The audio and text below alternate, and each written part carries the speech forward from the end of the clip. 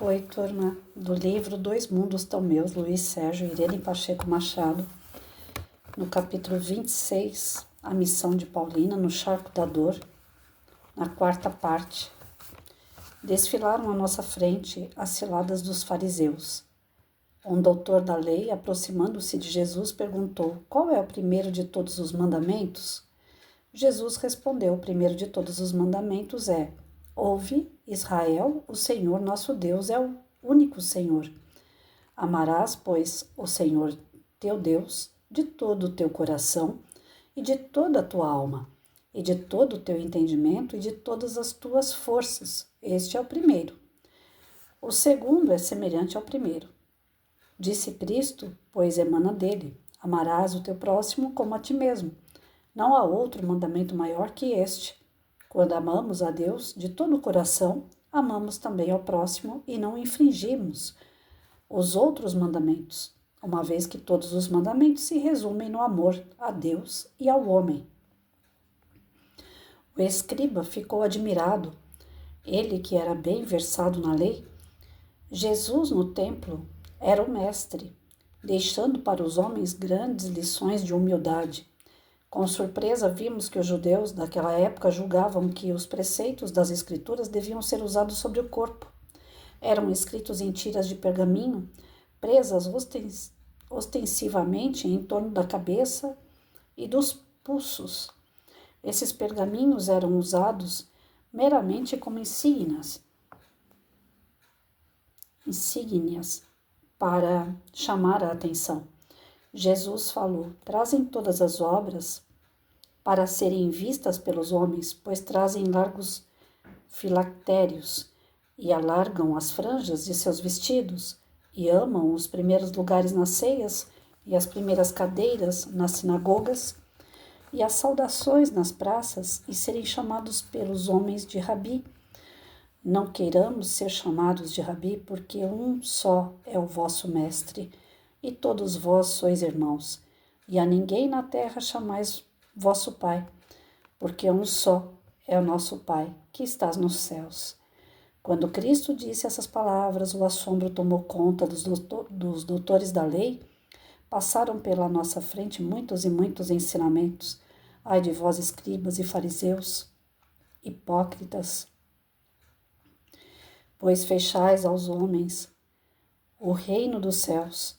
Vós não entrais, nem deixais entrar os que estão entrando. Ai de vós, escribas e fariseus hipócritas, pois devoram as casas das viúvas, sob o pretexto de prolongadas orações, por isso sofrerão mais rigoroso juízo. Mateus capítulo 23.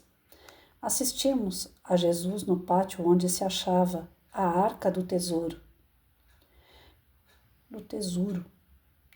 e observava os que ali iam depositar as ofertas. Os ricos deitavam largas somas, mas Jesus feliz ficou quando, pobre viúva, aproximou-se hesitante, como receosa de ser observada, olhou a dádiva que tinha na mão. Era demasiado pequena em comparação com a dos ricos e altivos senhores. Envergonhada, olhou de um lado para o outro. Era tão pouco que tinha para doar, mas o fazia com o coração. Ela acreditava na obra de Deus. Após depositar a moeda, virou-se e já ia se afastar ligeiro, porém encontrou o olhar de Jesus cravado nela. Quanta doçura! Quem não conhece a parábola do óbolo da viúva? E assim Jesus ia pregando. Ouvimos o mestre falar: ai de vós, escribas e fariseus hipócritas, pois edificais os sepulcros dos profetas e adorais os monumentos dos justos, e dizeis: se existíssemos no tempo dos nossos pais, nunca nos associaríamos com eles para derramar o sangue dos profetas. Assim vós mesmos testificais que sois filhos dos que mataram os profetas. Os judeus eram muito zelosos com os túmulos dos profetas mortos, mas negligenciavam os seus ensinos. Como somos culpados em negligenciar as viúvas, os órfãos, os doentes, em construirmos mausoléus para os mortos. acompanhávamos a narrativa, Cristo lutava contra a hipocrisia, os erros pelos quais os homens estavam destruindo a própria alma. O semblante de Jesus estampava a divina piedade quando falou: Jerusalém, Jerusalém, que mata os profetas e apedrejas os que te são enviados. Quantas vezes quis eu ajuntar os teus filhos, como a galinha junta os seus pintinhos debaixo das asas, e tu não quiseste. Jesus já se despedia, olhando fixamente para cada pessoa e falou: Eis que vossa casa vai ficar deserta. Mateus, capítulo 23. Lenta e dolorosamente deixou Cristo para sempre os limites do templo. O povo que amava Jesus chorou. Os sacerdotes principais encheram-se de terror. Indagaram por que ele proferiu tais palavras. Diante de nós, Cristo preparava-se para deixar a crosta, ficando bem claro que seu amor não se restringia a uma classe, que seus seguidores não poderiam viver separados, tinham de se considerar irmãos uns dos outros, e que um filho de Deus pratica uma boa ação a cada minuto. Nesse trecho, Cristo só falou em caridade, frisando que um bom homem tem de confortar os tristes, proteger os que estão em perigo, enfim, fazer o que ele fez quando na terra. Ai daquele que não abrir a porta aos necessitados e sofredores, pois não devemos negligenciar os pobres e estropiados. Deus deu ao rico fortuna para que socorra e conforte seus filhos sofredores. Aqui encerrou a aula, mas como gostaríamos de permanecer mais tempo, logo estávamos no pátio da universidade. A vontade era de cerrar os olhos e correr para os braços de Jesus. Se ontem eu o amava, hoje ele é para meu espírito o ar que respiro. Senti-me muito feliz em fazer parte da sua família, principalmente quando ele nos diz que vos ameis uns aos outros, assim como eu vos amei. João, capítulo 15, versículo 12. Karina aproximou-se. Sérgio, você já foi até o departamento da recuperação? Não, pedi para acompanhar a mais um pouco a vida do Cristo. Dirijo-me para lá. Me acompanha? Se a senhorita me ofertar seu coração e seu braço para me apoiar, com todo prazer lhe acompanho. No momento em que íamos saindo, Zil e seu assistente nos cumprimentaram, convidando-nos a acompanhá-los. Luiz Sérgio e Karina, precisamos de vocês no departamento 40. Com todo prazer, senhor. Senhor, só Deus o é. Chama-me irmão, retrucou. Falei baixinho para Karina. O que será que ele deseja de nós no seu departamento? Captando minha curiosidade, sorriu com aquele sorriso dos grandes espíritos, o sorriso da alma. E que alma! Então, nessa passagem, nesse finalzinho do capítulo, a gente vê que o Luiz Sérgio, ele se apega aos detalhes, né, que é apresentado nessa peça de teatro com Cristo, né, e ele detalha, inclusive, de onde que sai a fala do Cristo, né, nessas passagens pelos apóstolos que descreveram a cena, a história, e essa sensação, esse sentimento que o Luiz Sérgio passa de amor ao Cristo, porque ele representa o verdadeiro espírito, no qual a gente também quer chegar lá, né? Todos nós estamos aqui para nos desenvolver, para um dia se tornar espírito puro, tanto quanto Cristo. Ele mesmo falou, vocês são capazes de fazer tudo o que eu faço e muito mais. Então, todos nós temos, né, essa esperança, temos esse objetivo e essa motivação da perfeição moral. Para que a gente chegue nessa perfeição moral, é necessário que a gente faça pelo menos jus aos 2 mandamentos principais. Amar a Deus sobre todas as coisas e ao próximo como a si mesmo. Amar a Deus sobre todas as coisas é não colocar ídolo nenhum no meio do caminho. Tanto é que foi chamada a atenção do Luiz Sérgio no final do capítulo, né? Aonde o amigo fala para ele assim, me chama de irmão, não me chama de Senhor, Senhor é um só, é Deus. A espiritualidade às vezes fica parecendo ríspida diante de algumas respostas e colocações, mas na verdade é que quando a gente estuda, nós temos que praticar os nossos estudos. Não adianta nada eu adorar a Deus acima de todas as coisas e adorar uma outra pessoa, falar, eu adoro você, eu vou te seguir, você para mim é o máximo, você é o modelo de exemplo. Ou é uma coisa ou é outra. Servir a Mamon e a Deus junto não dá. Ou é um lado ou é o outro. Ou eu sigo os humanos ou eu vou seguir o lado da espiritualidade. E quando a gente se disciplina nessa questão do que eu vou seguir, o que eu vou acreditar, o que eu vou praticar, tem que andar dentro de uma coerência. Eu não posso, como eu falei, leio, estudo uma coisa e faço outra. Vai haver erros, falhas, claro, nós somos ainda ignorantes, simples. Nós temos imaturidade espiritual ainda, mas a gente tem que se esforçar ao máximo para que isso não ocorra. Quando a gente se pega fazendo algo que Jesus não faria, já que ele é o caminho, a verdade e a vida, é Jesus que a gente tem que seguir. E quando a gente pega qualquer outro caminho que ele não faria de jeito nenhum, nós temos que ter aquela consciência, opa, peraí, tô pegando o caminho errado, deixa eu voltar. Esse é o grau de amadurecimento que eles esperam de nós. Que a nossa fala, a nossa conduta tenha coerência com aquilo que a gente estuda e já sabe. Por muito menos, né, espíritos extremamente inteligentes, mas com a moral muito baixa, perderam a oportunidade de continuar em capela. Houve aquela migração de espíritos de capela para o planeta Terra justamente porque conhecimento eles tinham, mas eles não praticavam o conhecimento. Eles não desenvolveram a sua moral, eles desenvolveram apenas o intelectual.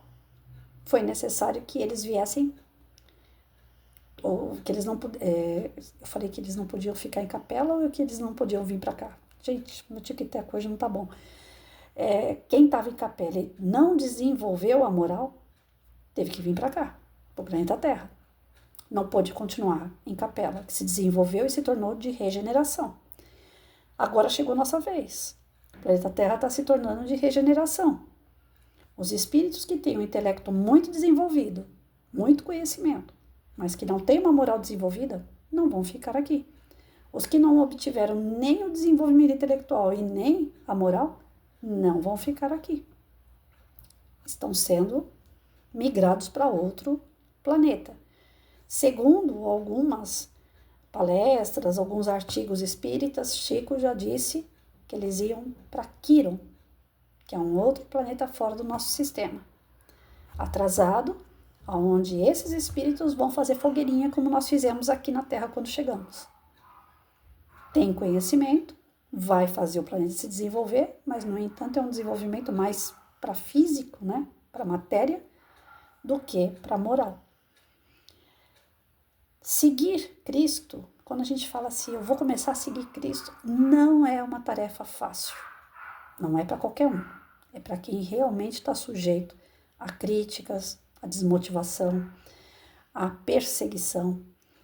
Não é só aquela perseguição lá da época dos leões, dos gladiadores, aquela perseguição cristã de tortura, que depois teve a Santa Inquisição. Não é essa perseguição física que nós vamos viver de agora em diante. Mas a gente vai viver muito mais uma perseguição espiritual. Porque os espíritos que foram ficando para trás, aqueles que ficaram endurecidos, que se sentem enganados pelo clero religioso da época da Idade Média, que acreditavam fielmente que os padres eram representantes de Deus e viram que caiu por terra, que não é bem isso. As pessoas que se sentiram enganadas em outras encarnações ainda estão no plano espiritual revoltadas. Está cheio de literatura espírita falando sobre isso. Que espíritos já estão há 400 anos, 500 anos no plano espiritual endurecidos. E eles querem perseguir quem se diz cristão. Seja evangélico, seja católico, seja espírita, o que for. Aquele cara que segue Cristo, ele vai arrumar para a cabeça. ele vai ser perseguido por obsessores que querem ver a derrota do Cristo através dessas pessoas. Então, hoje a nossa perseguição não é mais uma perseguição física, não é uma perseguição de tortura, de prisão, de guerra. Ainda existem conflitos, mas não é tanto quanto já foi. Mas a perseguição dos cristãos hoje é essa perseguição moral. Se você não mudar o seu comportamento, se de fato você não amar a Deus sobre todas as coisas e ao próximo como a si mesmo, se você não for regrado, disciplinado, você vai cair nas tentações, nas provocações, principalmente desses amigos mais endurecidos, que estão no campo espiritual e que esperam a derrota do Cristo, não é a sua derrota. Mas através de você, é como se eles estivessem atingindo o próprio Cristo. Consegue entender isso? Então, além do nosso progresso íntimo, da nossa reforma íntima, nós temos que ter esse cuidado, porque nós hoje somos praticamente soldados de Cristo. Nós estamos na linha de batalha pelo Cristo, para provar que nós temos a crença nele, que nós amamos, nós respeitamos Cristo. É para isso que a doutrina espírita apareceu, para reforçar as ideias do bom ânimo, para reforçar o conhecimento moral que traz para a gente a reforma íntima, para que a gente não caia nas ciladas, sejam de amigos espirituais que estão atrasados, sejam de amigos que estão próximos de nós, encarnados e atrasados. E quem sabe nós mesmos somos esses atrasados. Então a doutrina vem para dar uma alavancada. Fala, olha, acorda. Vocês agora vão testemunhar a existência de Jesus. Vocês agora vão fazer o que Jesus fez. Então nós somos tipo soldados de Cristo. Independente se a gente tem 1 ou 1 milhão de defeitos, nós somos soldados de Cristo. Nós hoje estamos sendo colocados a praticar os ensinamentos do Cristo.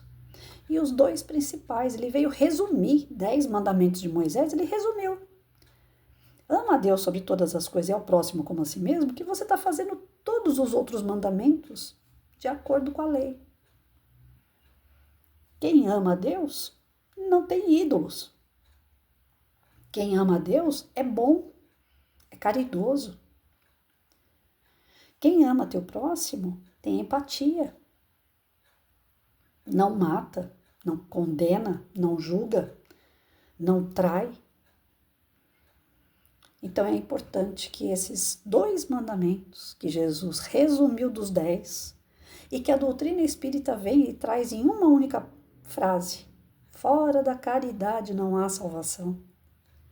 Que essas palavras sejam gravadas no nosso coração e que a gente venha praticar o bem, que a gente venha caminhar nos trilhos do bem. Não tem essa de desculpa, de falar assim, mas quanto mais eu faço pelas pessoas, mais eu me ferro. Tem gente que tem esse argumento. Não dá para ser bom. A gente é bom, a gente acaba sendo besta. Gente, aí eu volto àquela frase que Emmanuel falava para o Chico, quando ele estava cansadinho, o Chico falava assim, eu tô cansado, eu tô doente, eu preciso parar um pouquinho. Aí o Emmanuel chegava no Chico e falava assim, Chico, trabalhando tá ruim, não tá? Agora imagina se você nem trabalhar, como é que fica? Pior, né? Então hoje, para nós, é uma questão de checkmate. Se eu fazendo bem eu tô me ferrando, imagina se eu não fizer, então. Não é um toma lá da cá, mas a gente sabe que é a lei do retorno, a gente sabe que existe ação e reação, a gente sabe que existe o plantar e o colher. Então eu vou ficar bobeando com isso? Eu não posso perder mais tempo. Existe um planeta que está se regenerando, que ele está se transformando para o bem. E eu vou ficar aqui sentada vendo isso acontecer, esperando a hora de levantar o braço, Deus me puxa, vou embora. E ele fala, agora você não volta mais, porque você não melhorou. Você não acompanhou o desenvolvimento do planeta. Para lá você não vai mais. Todas as vezes que eu leio sobre isso, todas as vezes que eu reafirmo isso dentro de mim, Me dá um gás de querer ser melhor, gente. Não ser melhor para aparecer, para se destacar, mas ser melhor enquanto ser, enquanto espírito, enquanto pessoa. Porque eu que não quero ficar fazendo fogueirinha em Kiron, não. E nem comendo meus amigos. Porque se é para começar do zero, concorda comigo que aqui a gente era canibal no começo? Não, eu tô saindo até da carne de vaca. Eu não quero voltar a comer carne humana. O que eu quero é largar a carne de lado. Não quero virar vegano, não quero fazer nada desses modismos, não. Mas eu quero ver os animais como eu vejo as pessoas, eu quero respeitar tanto quanto eu respeito as pessoas, porque é isso que Francisco de Assis trouxe pra gente. Que os animais são os nossos irmãos também. Então eu quero ir por esse raciocínio da evolução, de chegar um dia não ser necessário nem se alimentar mais, a não ser de energia. Porque no campo mais evoluído é assim que eles se alimentam. Tava brincando com uma vizinha minha agora. Falei, eu vou comer tudo que é x-salada que eu puder comer por enquanto. Porque lá no plano espiritual não tem x-salada. E eles vão falar assim, você podia ter comido menos, viu, moça? Mas pelo menos eu me diverti um pouquinho enquanto tava aqui. Lá não vai ter isso não, x-salada não. Lá vai ter sopa, água, até que não seja necessário nem uma coisa nem outra. O espírito ele só se alimenta de matéria se ele estiver encarnado. Desencarnado é uma matéria mais tênue, mais sutil, só para dar um disfarce até ele ver que não tem necessidade mais. Porque a gente chega com crise de abstinência, né? Eu ainda brinquei com essa minha vizinha. Falei, eu espero que no dia que eu desencarne seja depois de um domingo, que pelo menos deu tempo de comer a última pizza. São coisas assim que a gente tem que parar e pensar. Lá do outro lado é muito diferente daqui.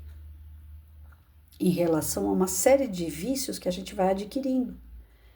E olha que a gente lê uma coisa, faz outra, né? Não pode comer tal coisa, a gente come. Não pode beber tal coisa, a gente bebe. Só um pouquinho. Ninguém tá vendo. Meu médico não sabe. As consequências estão no corpo, no seu perispírito. E você depois reclama que tá com diabetes, com colesterol. E assim é a nossa fase moral também.